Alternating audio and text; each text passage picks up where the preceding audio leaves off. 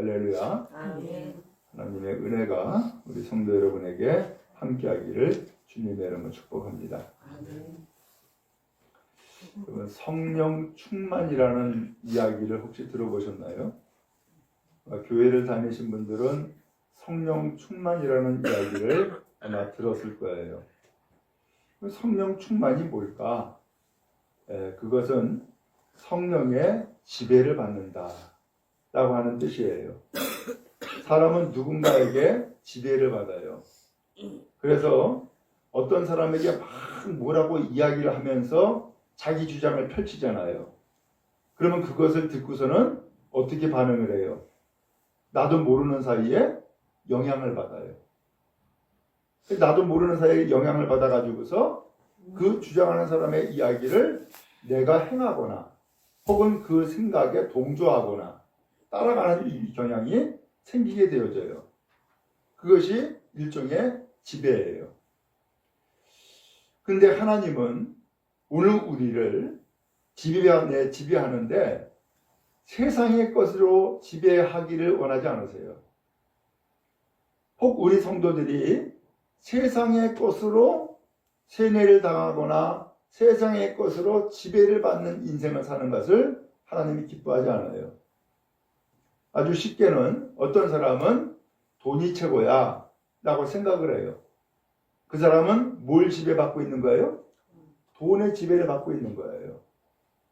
아니야, 건강이 최고야 라고 하여 그 사람은 건강을 잃어본 경험이 있거나 연약해진 경험이 있어가지고서 아 그래 건강해야 돼, 건강이 최고야 이런 생각을 해요.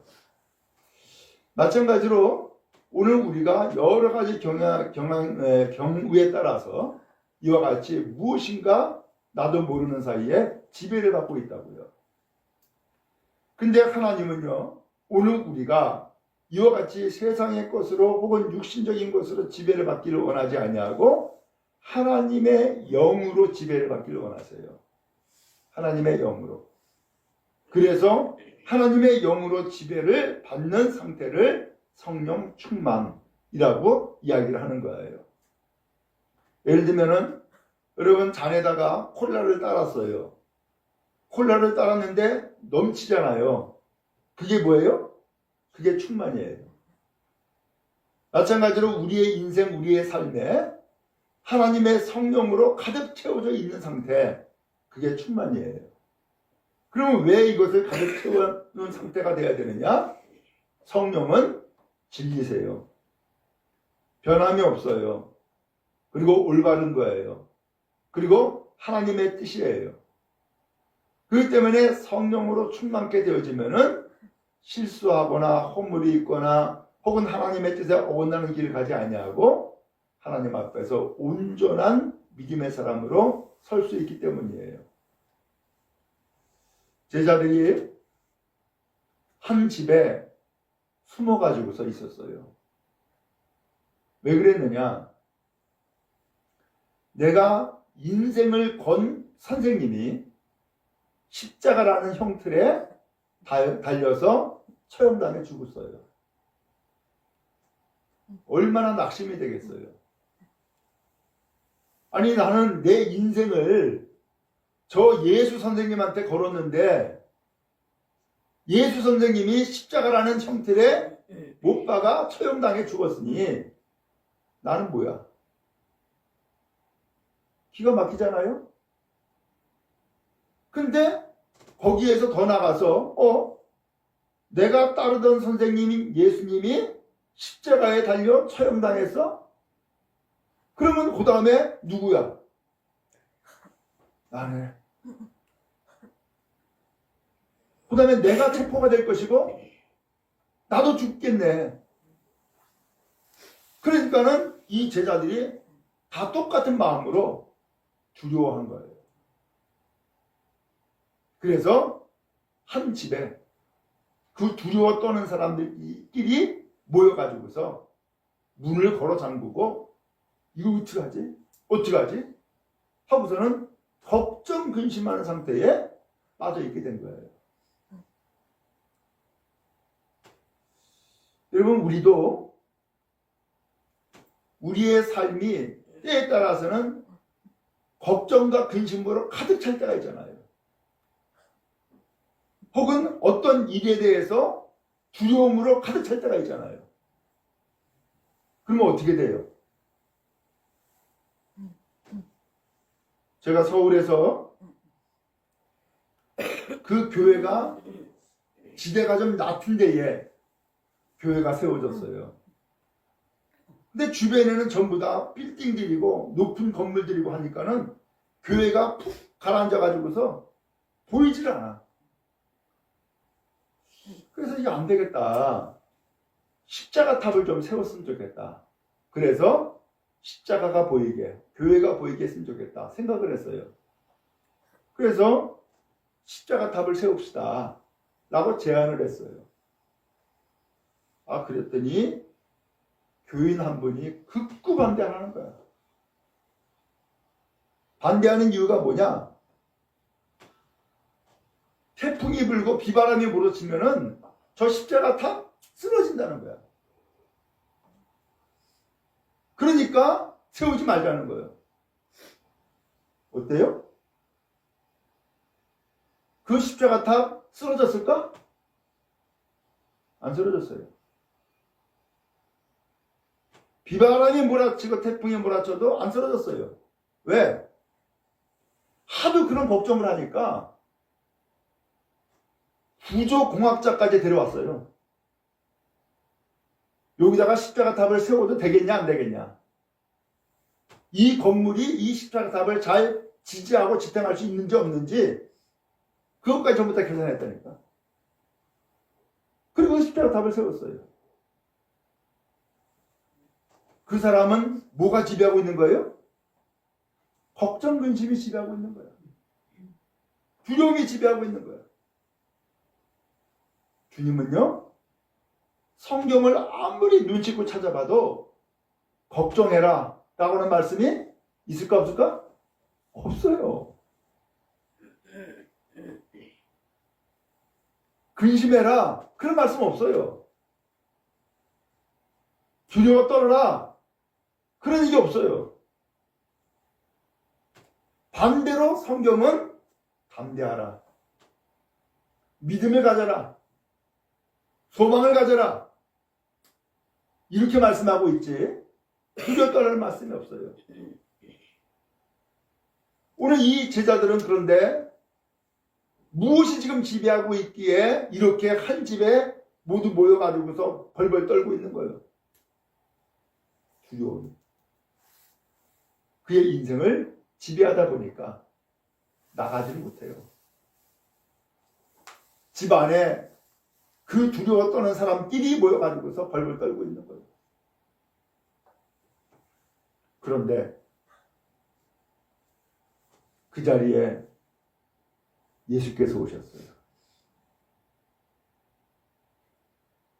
이 사람들이 지금 두려워 떨고 있는 이유는 예수님이 처형당해 죽었기 때문에 두려워가지고서 그 집에 모였는데 놀랍게도 예수님이 살아나셔서 부활해서 두려워 떨고 있는 이 사람들이 모인 집에 나타나셨다니까. 얼마나 놀라운 일이에요. 기가 막히잖아요. 나는 예수님 때문에 두려워했는데 예수님이 처형당해 죽었기 때문에 내가 두려워하고 있는데 그 예수님은 살아나셔서 이 두려워 떨고 있는 제자에게 나타난 거예요. 아기들을 낳고 키울 때 보면은 아기가 그냥 정신없이 울 때가 있죠. 누구 찾고 있는 거예요? 엄마 찾고 있는 거야. 그렇죠? 근데 그 울음소리 듣고서는 엄마가 달려와가지고선 엄마 여기 있어, 엄마 여기 있어 하고서는 품에 안고 또다니면은 이 아이는 어떻게 돼요? 잠잠해지고 평안해져요. 이 아이는 엄마가 안 보이니까 엄마가 없어진 줄 아는 거예요. 엄마가 없어지면 불안한 거예요. 그러니까 우는 거예요. 근데 우리의 인생도 비슷해요. 주님이 분명히 계시는데 주님이 안 계신 줄 알고 이 걱정 저 걱정하고 두려워 떨고 근심하고 그런 인생을 살아가는 사람들이 너무나 많은 거예요. 근데 놀라운 것은 그러한 사람에게 주님이 찾아가신 거예요. 이 시간도 주님께서 내가 걱정하고 근심할 때에, 잠 못 이길 때에, 밥 한 끼를 제대로 먹지 못하고 있을 때에 주께서 여러분들을 찾아가시고 여러분들에게 위로하시고 소망 주시는 은혜가 있기를 주의 이름으로 축복합니다. 아멘. 오늘 그 예수님이 그 두려워 떠는 제자들에게 딱 나타나시더니만은 세 가지 말씀을 하시는 거예요.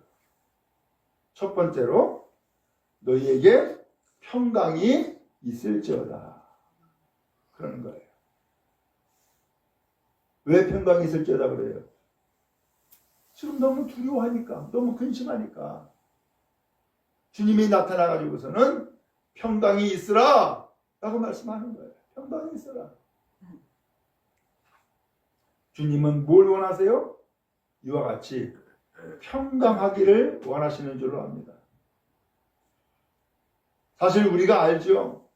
내가 아무리 염려하고 근심해도 그 염려와 근심이 그 무엇 하나를 바꿀 수 있어요? 없어요? 없어요. 못해요. 모든 인생의 삶은 사실은 하나님이 하시는 거예요.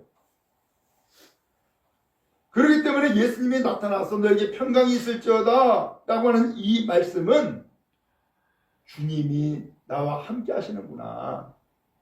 내가 어렵고 힘들 때 나에게 나타나셨구나 라고 하는 것을 오늘 예수님이 친히 보여주신 거예요. 그러므로 주님이 우리에게 주시고자 하는 것은 평강인 거예요. 여러분 평강하시기를 축원합니다.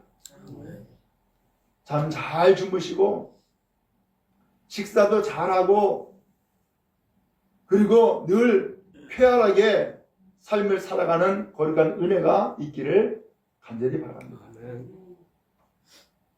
그래서 주님은 우리에게 정말로 필요한 것, 그것을 첫 번째로 말씀한 거예요. 그게 뭐예요? 평강이에요. 그러더니만 예수님이 손과 옆구리를 보여주시는 거야. 아니, 손과 옆구리를 왜 보여줘요? 그 손에 예수님이 못이 박혔잖아요. 옆구리는요, 군병들이 예수님의 옆구리를 창으로 찔러가지고서 그 옆구리가 터져가지고서는 피가 줄줄 나왔잖아요. 이걸 누가 봤어요? 제자들이 봤단 말이에요. 그 참혹하고 비참한 상태를 제자들이 봤는데, 그래서 이 제자들도 나도 저렇게 될까봐 두려워 떨고 지금 숨어 있는 상태인데, 그 예수님이 살아나셔가지고 바로 십자가에 처형당했던 내가 지금 살아났어. 너에게 함께하고 있는 거야. 라고 하는 것을 친히 그 몸으로 보여주는 거예요. 제자들은 눈길이 어디로 갔을까? 손을 보여주니까 손으로 갖고 갔을 것이고, 옆구리를 보여주니까 옆구리에 갔을 거 아니에요. 그때의 제자들은 무엇을 느꼈을까? 진짜 예수님이네? 진짜 예수님이네? 십자가에 죽으셨던 예수님, 처형당했던 예수님, 못을 박혔던 예수님, 옆구리에 창으로 찔려가지고서 피를 줄줄 흘렸던 그 예수님이네? 예수님은 친히 증거를 보여주고 계신 거예요. 근데 이 증거를 보여주시자 20절에 보니까 제자들이 누굴 보고? 주님을 보고 뭐 했어요? 기뻐했다는 거예요. 그렇죠.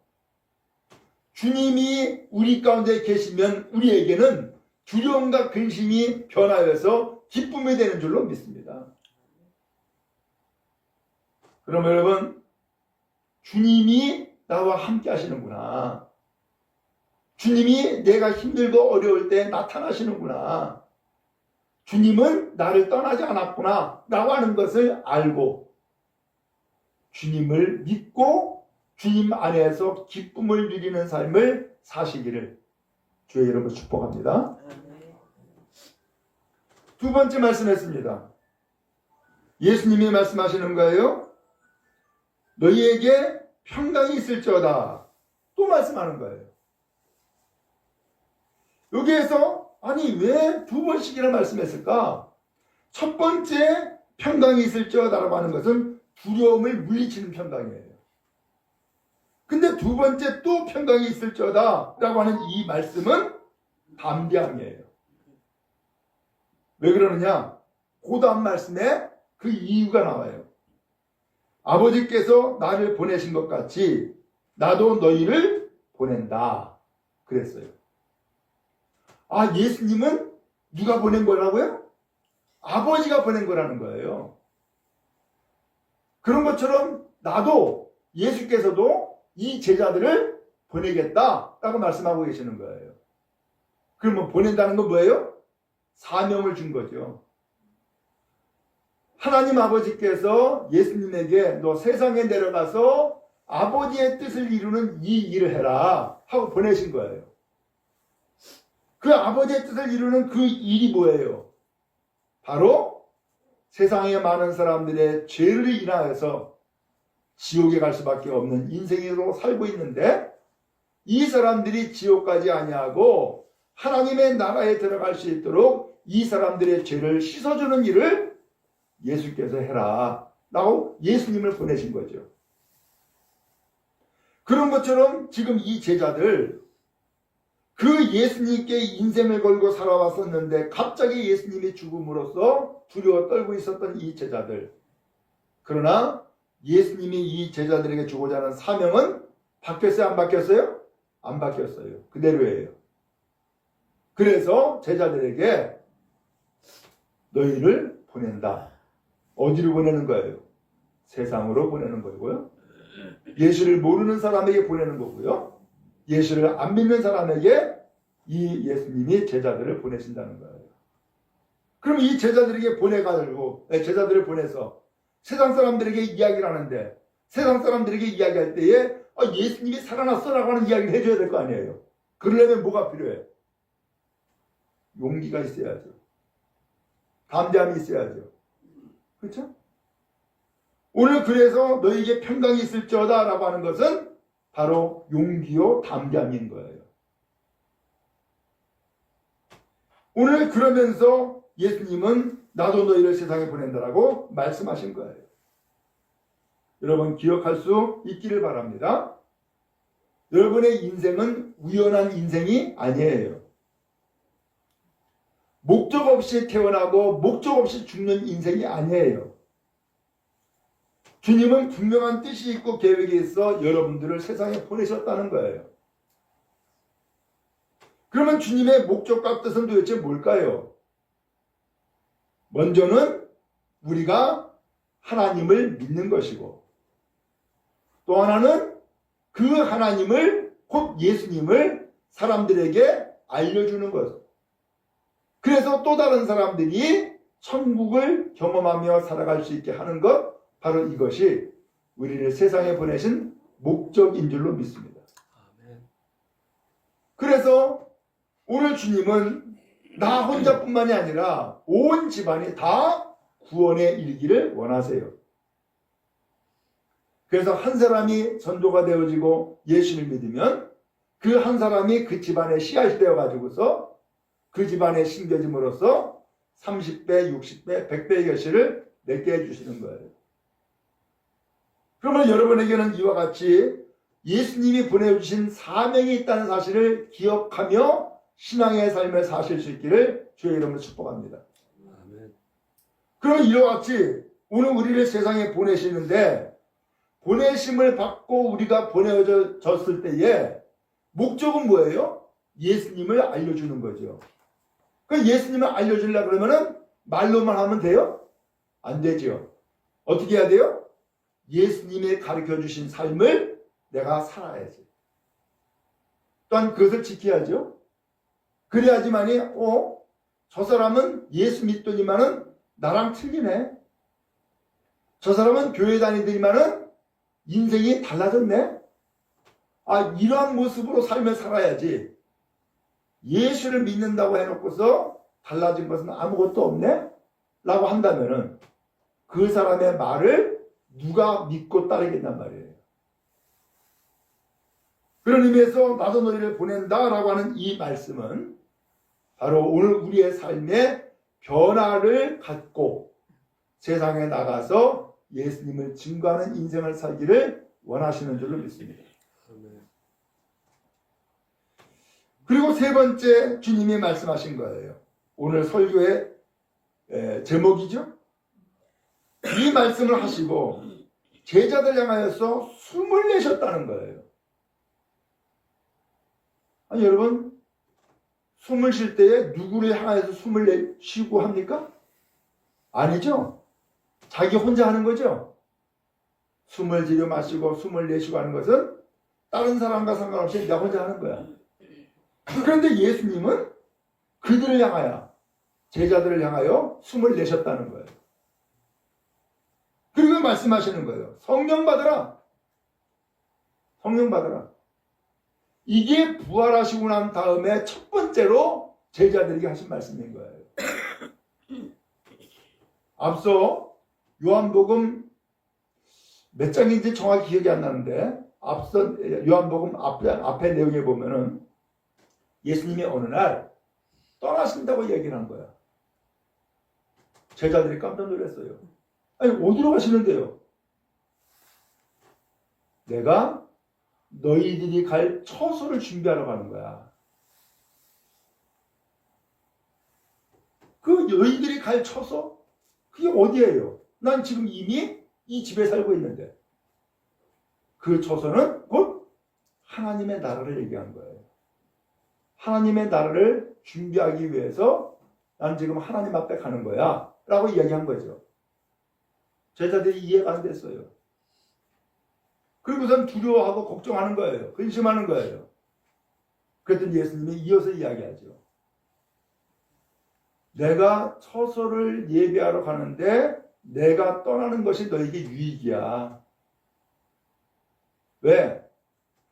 나는 육신으로 이 세상에 왔기 때문에 이제 십자가에 못 박아 죽게 될 거라는 거죠.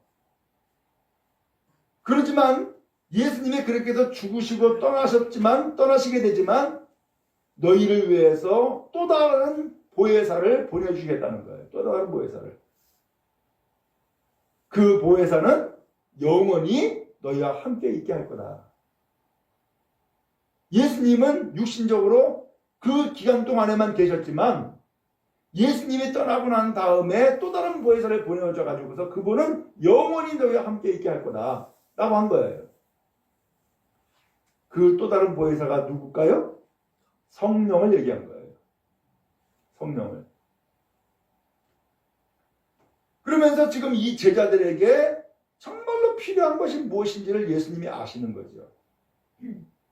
정말로 필요한 것이 무엇인지를. 뭐가 필요했을까요? 성령이 필요했던 거예요. 여러분 혹시 이런 거 다 경험했겠죠? 무엇인가 먹고 싶은 것이 있어. 몸에서 땡기는 게 있어.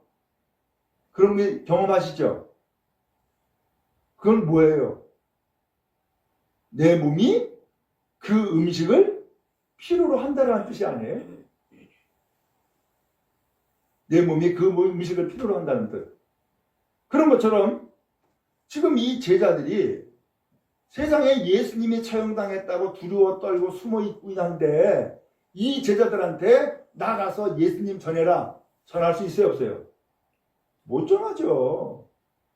지금 내 코가 석자인데 못 전하죠. 지금 집 밖에도 못 나가는데 무슨 나가서 전도를 해.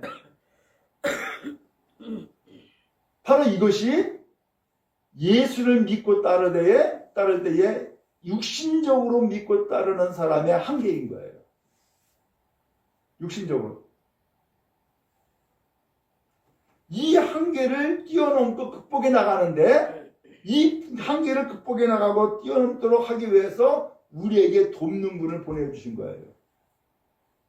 그분이 누굴까요? 성령이신 거예요. 그러므로 예수님께서는 이 제자들에게 무엇보다 필요한 것은 이제는 육신적인 삶으로 끝나고 이것은 다 지나가고 하나님의 성령으로 가득히 채우는 인생을 살아야 된다 라고 하는 뜻으로 성령 받으라 라는 말씀하신 거예요. 성령이 안 계시면 성경에서는 뭐라고 표현하냐면 그리스도가 아니다. 그리스도인이 아니다. 이렇게까지 표현했어요. 그리스도인은 성령이 임한 사람이라는 거예요.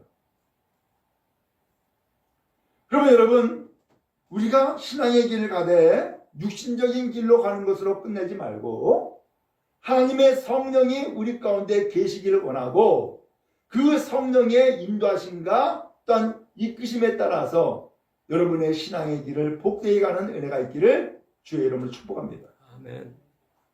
그래서 무엇을 생각하고 무엇을 결정하고 무엇을 따를 때에도 항상 내 생각만 가지고서 결정하지 마세요. 내 형편과 처지만 가지고서 판단하지 마세요. 그 이전에 누구를 먼저 생각하여요? 하나님이 나에게 뭘 원할까? 그래서 하나님이 나에게 무엇을 원하실까? 무엇을 뜻하실까? 라고 하는 것을 생각하고 하나님께 묻고 또한 구하는 은혜가 있기를 간절히 바랍니다. 성령은 예수님을 믿고 의지한 사람에게 주시는 선물이에요. 그래서 이 성령은 예수님과 성령님은 따로 떨어져 있는 상태가 아니에요. 예를 들어서 아주 그냥 좀 이렇게 심오한 것은 아니지만은 예를 들면은 여러분 어느 날 짜장면을 먹고 싶을 때가 있잖아. 그러면 짜장면을 시켜요? 그러면 짜장면만 나와요? 뭐도 나와요? 단무지 나오잖아. 그건 당연한 거 아니에요? 그렇죠? 근데 어느 집에서 진짜 짜장면만 나오고 단무지 안 나왔어. 그럼 뭐라 그래요? 주세요. 라고 당당하게 얘기하잖아요. 그렇잖아요? 그런 것처럼 나의 인생과 나의 신앙의 삶을 예수님께 맡기고 의지하면서 살겠습니다라고 다짐했단 말이에요. 그런 사람에게 하나님이 보너스를 주시는 거야. 그 보너스가 누구냐? 성령 충만이에요. 그 성령님은 영원히 우리와 함께 하시는 분이고 그 성령님은 모든 것이 기억나고 생각나게 하시고 그 성령님은 예수 그리스도의 말씀이 생각나게 만드시는 거예요. 그 성령님은 하나님의 뜻이 무엇인지를 분별하게 해주시고 그 성령님은 심지어는 꿈속에서도 오늘 우리 가운데 나타나서 하나님의 계시의 뜻을 알려주시기도 한단 말이에요.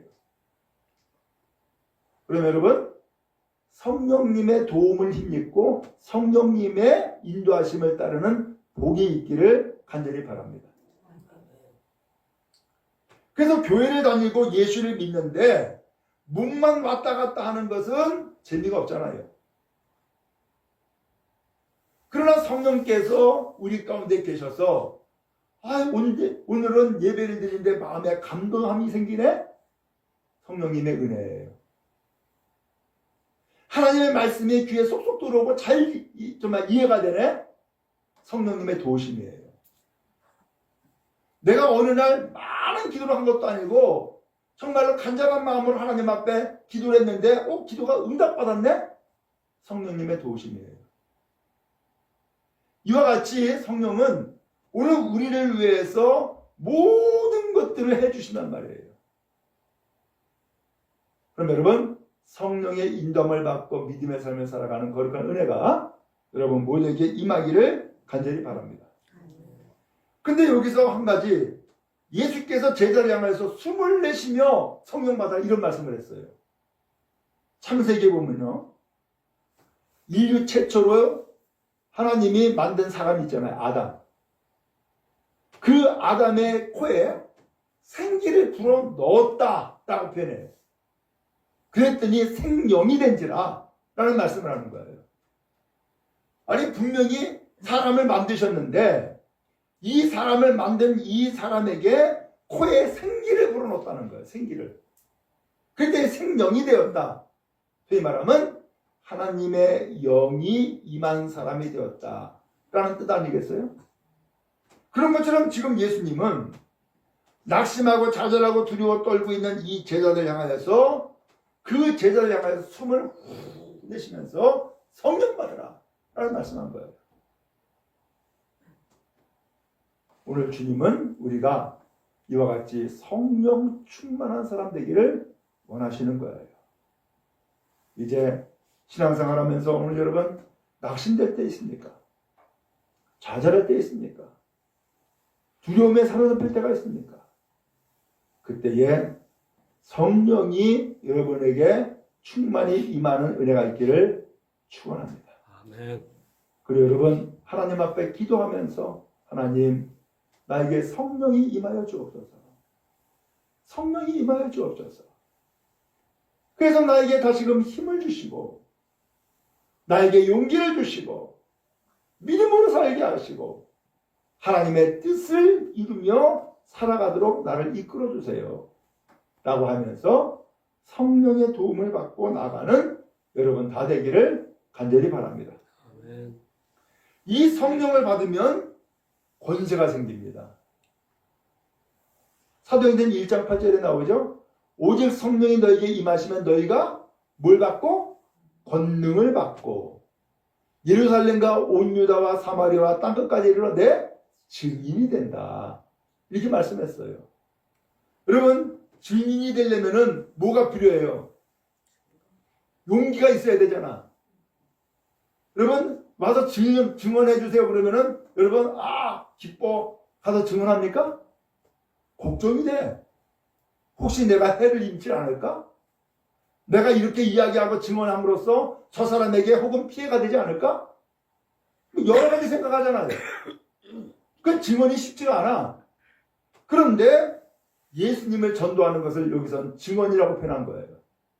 예수님 살아나셨어. 예수님 우리와 함께 하시는 분이야. 예수님은 하나님의 아들이야라는 것을 이야기하는 것을 증언인데 그러면 용기가 필요해. 근데 그 용기를 누가 주느냐? 성령이 임하시면. 성령이 임하시면 그러한 권세와 능력을 힘입는다는 거예요. 바라기는 오늘 이 성령의 놀라운 역사가 여러분에게 임하기를 간절히 바랍니다. 마지막 23절에 보니까 너희가 누구의 죄든지 사하면 사하여질 것이요 누구의 죄든지 그대로 두면 그대로 있으리라. 이 말씀은 예수님을 하나님이 세상에 보내신 이유가 죄사함을 얻게 하기 위해서 우리를 보내신 거예요. 예수님을 보내신 거예요. 근데 그 예수님이 또 제자들 믿는 사람들을 택하여 뽑아주셨어요. 그리고 이 사람들에게 너희가 예수님은 살아계시다. 예수님은 그리스도다. 예수님은 하나님의 아들이라는 것을 이야기를 하라는 거죠. 그래서 그 이야기를 듣고 그래서 예수를 믿으면 그 사람의 죄는 어떻게 되는 거예요? 사함을 받는 거예요. 그 죄사함을 받으면은 곧 구원을 받은 거예요. 오늘 이 놀라운 은혜를 바로 이 두려워 떠는 제자들에게 허락하여 주신 거예요.